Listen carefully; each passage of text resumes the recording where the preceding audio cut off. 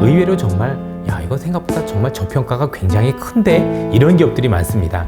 제가 볼 때는 흔히 얘기하는 혁신과 관련돼서 이전의 성장주보다는 그래도 또는 중심의 기업들이 훨씬 더 많이 저평가돼 있었다라고 보여집니다. 제가 볼 때 남들이 안 쳐다볼 때 사야 쌉니다. 그렇죠? 남들이 정말 이 주식은 이제 더 이상 안 되겠어. 아니, 주식은 이제 하면 안 돼.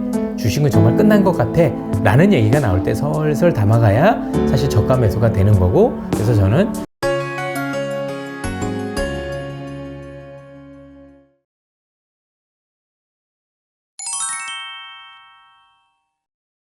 사업경위 투자자분들의 이제 순매수 1위를 줄곧 차지고 있었던 테슬라 관련해서 전기차 시장과 좀 최근 테슬라의 움직임, 또 이런 산업 동향에 대해서는 좀 어떻게 보고 계시는지 궁금합니다. 우선 개인적으로 제가 지금 제일 판단하기 어려운 쪽이 그쪽입니다. 저도 지금 이런 움직임에 대해서 어떻게 판단을 내려야 될지 저 스스로가 아직 정확한 물론 이제 틀린다라는 걸 전제로 해서 어떻게 돼야 될지 저도 지금 잘 모르고 있다. 그리고 잘 판단을 못 내리고 있다라고 현재 생각을 하고 있으면 될 것 같고요. 그러니 뭐 크게 참고할 필요는 없으실 거라고 생각을 합니다만 이렇게 한번 생각해 보시면 어떨까 싶습니다. 증시에서는 손수건의 법칙이라는 게 있습니다. 손수건의 법칙이라는 게 뭐냐면 올라갈 때 여러분 손수건을 이렇게 들어 올려 보면 가운데부터 올라갔다가 제일 마지막에 있는 부분이 제일 마지막에 따라오죠. 또 반대로 손수건을 내리면 제일 가에 있는 것도 먼저 내렸다 가장 가운데 있는 게 내려가죠. 그래서 제가 그냥 단순히 판단한 바로는 이 테슬라의 최근의 조정은 물론 이제 여러 가지 부정적인 이슈, 뭐 대주주가 주식을 판다든가 여러 가지도 이슈도 있었겠지만 궁극적으로 미국 시장에서 가장 마지막에 내려야 될 이 손수건의 가장자리가 내린 게 아닌가. 그래서 제일 마지막에 내릴 게 그냥 내린 정도로 전 판단이 된다라는 정도로 보고 있고요. 뭐 테슬라라는 기업에 대해서 향후에 단순히 전기차만으로 볼 건 아닌 것 같습니다. 최근에 이제 로봇과 관련해서도 아직까지 테슬라 봇이 잘 나오진 않았지만 향후에 어떻게 테슬라가 로봇을 시장을 키우고 또 어떻게 경쟁력을 갖춰가느냐에 따라서 또 다른 움직임을 보일 수도 있는 점들이 있다는 점에서 사실상 그렇게 좀 지켜봐야 되지 않을까 싶고요. 또 하나는 뭐 테슬라 자체만으로 놓고 보면 전기차 시장에서 경쟁이 격화될 수는 있지만 또 반대로 생각하면 그만큼 시장이 커진다는 얘기도 되는 거니까 오히려 테슬라를 살 것이냐 아닐 것이냐라는 판단보다는 이렇게 전기차 시장이 앞으로 더 많이 커질 건데 그런 커졌었을 때 수혜를 보는 데가 어딜까? 그걸 찾아보시는 게 조금 더 저는 현명하지 않을까 싶습니다. 예, 그런 점에서 국내 투자자분들도 좀 이제 의견이 갈리시는 것 같아요. 2차전지 섹터에 투자하는 분들 사이에서도 나는 대형주가 좀 나을 것 같다. 아니면 좀 더 소재단이 결국 궁극적으로 리튬 가격의 인상과 함께 이제 좀 비전이 있을 것 같다고 보시는 의견이 좀 갈리는 쪽인데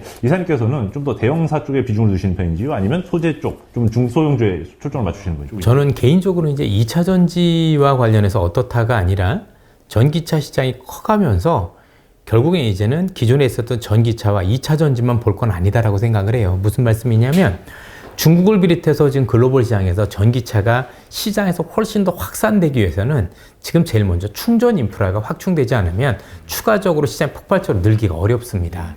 왜냐하면 지금 단순히 이것만 가지고 시장을 올리기에는 이제 투자자분들이 만약에 이제 내가 전기차를 사는데 충전이 너무 어렵고 불편하다 그러면 사실 전기차가 늘어나는데 한계가 있을 수밖에 없거든요. 이미 중국에서 경험을 했고 그래서 저는 이제는 전기차라고 했었을 때 우리가 알고 있는 2차 전지나 아니면 소재 여기에만 국한할 게 아니라 이 시장이 정말 커졌었을 때 꼭 필요한 게 이제 뭐지? 그쪽으로 저는 눈을 조금 더 돌려서 우리가 2차 전지 즉 전기차 커졌었을 때 손대야 될 기업들을 좀 더 폭넓게 좀 봐야 된다라고 생각을 해요. 너무 기존에 있었던 것만 가지고 울거먹기엔 너무 시장이 성숙해 있는 것도 사실인 거고 또 너무나도 많은 물려 있는 분들도 많고 그러다 보니까 주가로만 놓고 보면 굉장히 좋아도 나빠도 굉장히 변동성이 커질 수 있다라고 보여지거든요. 오히려 그것보다는 그 이후에 시장이 커졌을 때 계속해서 뭔가 수혜가 될 수 있는 새로운 어떤 업종들이나 산업들이 있을 거 아닙니까? 그런 것들을 찾아나가는 연습들이 좀 필요하지 않을까라는 생각이 듭니다. 어떻게 보면 이제 좀 더 폭넓게 이제 충전 인프라라고 말씀하시지만 결국에는 이제 기후 환경의 변화에 대응하기 위한 이런 신재생 인프라 관련 전체적인 수혜주 중에서도 태양광도 뭐 이에 대해서는 좀 중장기적으로는 좋다고 쳐도 당장 단기적으로 올해 안에 이제 23년만 투자한다고 했을 때는 좀 어떤 관점으로 접근하시는지. 지금 이 올해 시장에서 제일 문제가 되는 건 뭐냐면 1년 내내 그런 관련 기업들을 주도주라 하더라도 길게 들고 갈 수 없다는 점입니다. 이게 이번에 코로나가 있기 전까지는 통상적으로 주도주라고 하면 그 주도주의 생명력, 즉 올라가는 기간이 생각보다 길었었습니다. 예컨대 최소 1년 이상이라든가 그랬었는데 코로나 이후에는 설령 주도주라 하더라도 이 주도주들에 대한 생명력이 사실 6개월을 넘기지 못하고 대부분은 한 분기를 끝나는 경우들이 굉장히 많았습니다. 그렇게 놓고 본다면 올해도 태양광이냐 아니면 다른 거냐 이렇게 나눌 것이 아니라 각각의 업종 중에서 그래도 지금 시장에서 기대할 만한 업종들은 최소한 한 분기씩은 돌아가면서 뭔가 큰 기회를 줄 것 같다라고 생각하는 게 조금 더 합리적일 것 같고 이에 대한 대비, 즉 올해는 어떻게 보면 이전보다 굉장히 매매를 해야 되는 그런 시장일 수도 있다라는 측면에서 오히려 접근해야 되지 않을까라는 생각이 듭니다. 주도 업종에 대한 얘기를 사실 듣고 싶어 하지만 거꾸로 이제 역발상으로 접근해 보자면 사실 어떤 게 주도주가 될지는 모르는 상황에서 그러면 상대적으로 좀 길목을 미리 지키는 전략으로 매매 위주로 접근하는 게 더 올해 전략은 맞다라고 보시는 거예요? 그게 나을 수도 있다고 생각하는 게 이제 둘 중에 하나겠죠. 정말 용 빼는 재주가 있어서 오르는 업종마다 뭔가 이제 그 주도 업종이 변할 때마다 그걸 잘 판단하면 잘 따라갈 수 있다면 좋겠지만 사람이다 보니 그게 쉽지는 않지 않을 거 아니겠습니까? 그러면 몇 개 후보군을 정해놓고 제가 볼 땐 너무 많이 빠졌다라고 생각을 하고 야 이건 아무리 그래도 시장에서 새롭게 이렇게 떠오르는 산업들인데 주가가 최근에 너무 많이 조정을 받았고 지난해 너무 쉬웠던 것 같다라고 하면 저는 그런 업종들을 들고 제가 볼 때는 길목지키를 기다려보는 것도 저는 또 다른 방법일 수 있다고 생각을 합니다. 어차피 이 시장에 있는 모든 상승을 우리가 다 취할 수는 없거든요. 그러면 제대로라도 한두 업종이라도 제가 볼 때는 취해야 된다라고 생각을 한다면 그런 방법도 제가 볼 때 최선은 아니지만 최소한 차선으로서는 한번 해볼 만하다 이렇게 판단하고 있습니다. 기본적으로 그에 대해서 그러면 이제 목표 수익률? 사실 어지간한 주식에 다 개인분들이 많이 물린 주식이 있지 않습니까? 그러면 이럴 때 좀 더 실전 트레이닝 전략으로 좀 접근하자면 이사님께서 좀 어떤 전략을 추천하세요? 사실 이제 큰 전략을 짜는 입장에서 개인 투자자분들한테 단기 트레이딩을 하라고 권하는 건 적절한 것 같지는 않고요. 쉽지도 않을 것 같고 뭐 저희도 해보면 굉장히 따라가기가 어렵습니다. 그런데 보통 이런 어떤 경우 지금 시장이 앞서도 여러 가지 얘기를 드렸지만 굉장히 시장이 깨끗하게 막 이렇게 이전의 상승처럼 막 올라가고 이런 시장일 건지에 대해서는 여전히 의문이 많기 때문에 저는 한 20-30% 정도는 목표 수익률을 좀 잡아놓고 그래도 그 정도가 어느 정도 수익이 달성이 됐었을 때는 과감하게 차익 실현을 하고 다음을 좀 기다리는 게 훨씬 더 맞지 않을까라는 생각을 가지고 있어요. 사실 삼천리 같은 종목, 너무 개별 종목에 대한 이슈일 수도 있겠습니다만 하루 만에 사실 주가가 뛰었다가 그 다음날 바로 조정이 나온 다음에 다시 회복을 안 하는 등 이런 되게 좀 혼란스러운 장세인데 그 와중에 지속적으로 우상향을 하는 몇 가지 좀 예외 종목들이 있어가지고 이런 종목에 대해서는 증권가에서는 좀 어떻게 보고 계신지 이사님은 어떻게 보고 계신지 궁금합니다. 내게 아니다라고 생각하시는 게 맞지 않을까요? 어쨌든 우리 입장에서 지금 지수가 많이 빠졌고 이게 이제 보시는 투자자분들마다 이게 저점 매수 기회라고 생각하시는 분들도 계실 거고 또는 여전히 경기가 훨씬 더 침체일 거니까 아직도 멀었어라고 생각하시는 분들이 계실 겁니다. 그렇게 본다면 지금 많은 투자자분들이 어느 쪽이 됐든 간에 기다리는 건 그래도 그동안 많이 빠졌고 그렇죠. 고점도에 많이 밀려서 그래도 내가 좀 더 싸게 어떤 그 기업들을 살 수 있는 기회를 노리고 계시는 건데 지금 말씀 주신 기업들은 설령 여기서 더 많이 오른다 치더라도 이미 큰 폭의 상승을 기록한 기업들 아니겠습니까? 굳이 그렇게 많이 오른 기업들을 가지고 우리가 굳이 이제 어려운 게임을 할 필요는 없지 않을까라는 생각에서 그 기업이 설령 더 좋을 수 있겠으나 우리 기업이 아니다, 즉 내게 아니다라고 생각을 하고 그래도 많이 하락을 했고 가격 매력도 있는데 향후에 그래도 조금 더 뭔가 많이 오를 가능성이 높은 기업을 그래도 찾아보는 게 저희들 입장에서 또 투자자분들께서도 좀 더 마음도 편하고 좀 더 현명한 대안이 아니겠느냐 싶습니다. 그러면 요거 세 가지 한번 포인트를 좀 정리해 보겠습니다. 그동안 좀 많이 내렸고 가격 매력이라고 하면 이제 밸류에이션상 저평가다 이런 유형의 종목이라고 할 수 있을 것 같고 그다음에 향후 상승을 기대할 수 있는 종목 이거는 아마 향후 뭐 EPS라든지 이런 성장 전망이 그래도 좀 갖춰져 있는 그런 영역일 것 같은데 그래서 이 세 개의 교집합을 만족하는 업종이나 주식이 뭔가요? 라고 이제 최소한 제가 볼 때는 어떤 업종이다라고 얘기하는 것보다 어느 쪽을 피해라라고 얘기하면 전 좋을 것 같아요.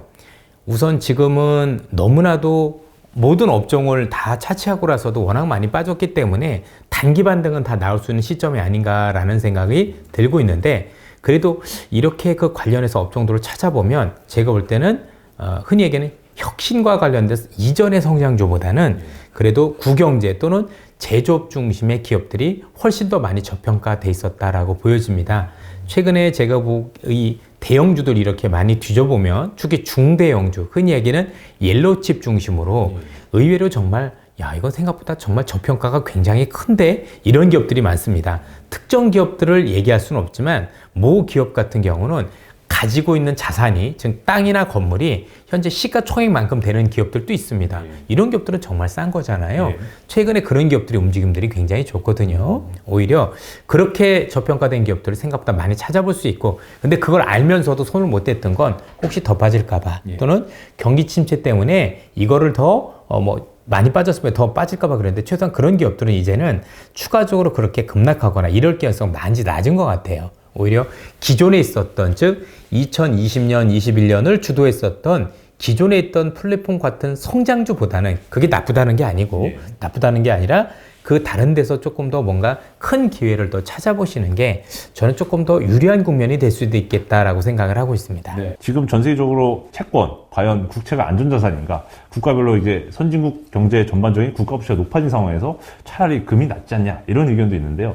좀 올해 좀 유망한 정도로 한번 말씀 부탁드립니다. 너무 어렵네요. 사실 주식 하나 가지고도 굉장히 머리가 터질 것 같은데 우선은 그 국채라는 것 자체가 안전자산인데 이 안전자산이 흔들린다는 얘기는 글로벌 금융위기로 간다는 얘기가 되는 거니까 사실 그 국채가 만약에 무슨 일이 생기면 다른 자산이 의미가 있겠습니까?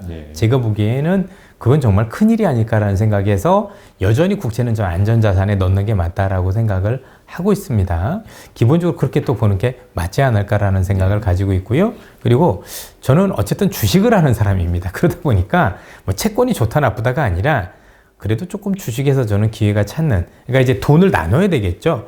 모든 돈을 이번에 채권이 좋으니까 채권으로 가고 다음엔 주식이 좋으니까 주식으로 가는 건 옳은 자산 배분은 전 아니라고 생각을 합니다. 통상적으로 많은 투자자분들께서 자산 배분을 할 때는 올해 목표 수익률을 정하셔야 돼요. 올해 나는 은행이 예를 들어서 은행 이자가 5%니까 나는 조금보다 그거보다 더 높은 8% 정도의 기대 수익을 갖고 싶어. 8% 정도 수익을 내고 싶어 그런다라면 그것과 관련해서 포트폴리오 조정을 하는 거죠. 예컨대 채권 몇 퍼센트 또는 주식 몇 퍼센트 이거를 합해서 한 8% 한번 내볼까 이렇게 하는 게 맞는 자산 배분인 거고요. 채권 좋다고 해서 채권을 우르르 몰렸다가 나중에 또 주식 좋다가 주로 우르르 몰리면 제가 볼 때는 자산 배분 효과가 사실은 없습니다. 아마 많은 투자분들 아시겠지만 제가 애널리스트도 한 수십 년 했지만 애널리스트를 하고 나서 지난 3년간은 OCIO라고 해서 이게 자산 배분을 하는, 즉 정부 자금이라든가 기금을 자산 배분을 통해서 운용하는 펀드를 운영했었거든요. 그래서 자산 배분에 대해서는 수많은 경험이 있어 보면 처음에 할 때 그렇게 목표 수익률을 정하고 이렇게 정해야 되는 거지. 야, 이것 따로 이거 몰빵 이쪽으로 갔다가 또 다시 이쪽으로 갔다. 요거는 제가 볼 때는 자산 배분은 아닙니다. 그거는 제가 볼 때는 흔히 그냥 포모, 그냥 여기 좋으니까 우르르 저기 좋으니까 우르르지 그건 아니라고 생각을 하고요. 어떤 자산이든 제가 볼 때 남들이 안 쳐다볼 때 사야 쌉니다. 그렇죠? 남들이 정말 이 주식은 이제 더 이상 안 되겠어. 아니, 주식은 이제 하면 안 돼. 주식은 정말 끝난 것 같아 라는 얘기가 나올 때 설설 담아가야 사실 저가 매수가 되는 거고, 남들이 바라보기 시작했을 때 보게 되면 더 올라갈 수 있을지언정 사실 싸게 살 수가 없는 국면이 되는 거죠. 그래서 저는 주식이 됐든 채권이 됐든 자산 배분을 처음에 나눌 때 처음부터 나누셔야 된다는 말씀을 드리고 싶고, 두 번째는 그런 가운데서도 뭔가 내가 저가 매수를 할 때라면 사람들이 훨씬 더 비관적으로 모든 사람들이 전망하고 있을 때 그때 담는 게 저는 좀 더 맞지 않을까 이런 생각을 가지고 있습니다. 그거는 원전이나 금도 마찬가지라고 생각을 합니다. 예, 감사합니다. 그러면 이제 보통 이제 코스톨라니가 말한 것처럼 이제 항상 증시에 비관론이 가득할 때가 매수의 기회다라는 차원에는 저도 되게 동의하는 바인데요. 비관론에 극에 달했다라는 게 사실 너무 은유적 표현이지 않습니까? 그에 대해서 이사님께서는 어떤 걸 좀 지표로 판단을 하시나요? 사실 우리나라뿐만이 아니라 해외에서도 이런 지표들이 나오는 게, 최근에 미국 투자자들한테 설문조사를 한 결과 보면 10분 중에 8분, 즉 거의 80% 이상이 극심한 경기 침체가 올 거라고 전망하고 있다라고 설문조사들이 나오기 시작했습니다. 그만큼 시장에 대해서 극단적으로 많은 분들이 조금 비관적으로 보시는 경향들이 있는 게 사실이고, 또 일부 유튜버 분들이 시장에 대해서 굉장히 경계적인 시각을 주고 계십니다. 제가 볼 땐 굉장히 그동안 잘 해오셨고 좋은 시각을 주셨는데, 문제는 그분들이 잘못한 게 아니라 그분들은 잘 전달을 해주셨는데 이게 알고리즘이 되다 보니까 많은 투자자분들이 그걸 또 듣고 하면서 조금 더 투자 심리가 우리가 그분들이 전달하는 메시지보다도 훨씬 더 위축돼 있을 가능성도 좀 배제할 수 없다라고 보여져요. 그게 이제 저들도 최근에 고객들을 만나 뵈면 그 심리 상태가 읽히거든요. 아니, 저렇게까지 굳이 극단적으로 봐야 될 이유는 뭐지? 너무 조금 많이 그랬는데. 뭐 저도 아마 이 유튜브가 나가고 난 다음에 댓글이 안 좋게 달릴 수도 있습니다. 최근에 시장에 대해서 그래도 조금 더 긍정적인 뷰를 제시를 하면 칭찬보다는 굉장히 좀 안 좋은 댓글을 많이 대시는데, 그 안 좋은 댓글을 다는 가장 큰 기저에는 아마도 그분들께서 야, 지금 시장이 이렇게 안 좋고 앞으로 경기 침체가 이렇게 크게 올 건데 주식시장에서 들어오라는 게 과연 너희들이 맞는 표현이야? 정말 나쁜 사람들이네? 라고 하는 그런 기저가 깔렸을 거거든요. 이런 것들이 저는 시장에서 볼 수 있는 어떤 극단적인 또 한쪽으로 치우치는 어떤 거에 대한 결과물이 아닐까라는 생각을 가지고 있습니다. 그렇다고 본다면 많은 투자자분들께서도 물론 경계의 시각을 가지시는 게 나쁜 건 아닙니다. 그러나 그 경계의 시각이 정말 여전히 온전한 것인지 최소한 지표로도 여러 가지 시장의 움직임을 통해서도 먼저 따져보실 필요가 있지 않을까. 여러분들이나 저나 이 시장은 누가 뭐라고 해도 외국인들이 시장을 주도하는 시장인데 외국인들이 주식 많이 사고 있지 않습니까? 예. 그러면 그 외국인들은 그렇게 비관적인데 뭐하러 그렇게 주식을 살까요? 오히려 역발상으로 최근에 벌어지는 시장 현상을 보고 혹시 내가 가지고 있는 어떤 그 뷰가 균형을 잃은 건 아닌지 한번 좀 더 따져볼 필요도 전 있다라고 생각을 합니다. 네, 알겠습니다. 한번 자기 중심을 잡는 한번 투자 잡아보시길 기원 드리면서 방송 한번 정리해 보도록 하겠습니다. 다음에도 이선희 이사님 또 기회 되면 또 모시면서 다음에도 인사 올리겠습니다. 자이언트TV 양학승 기자였습니다. 감사합니다. 감사합니다.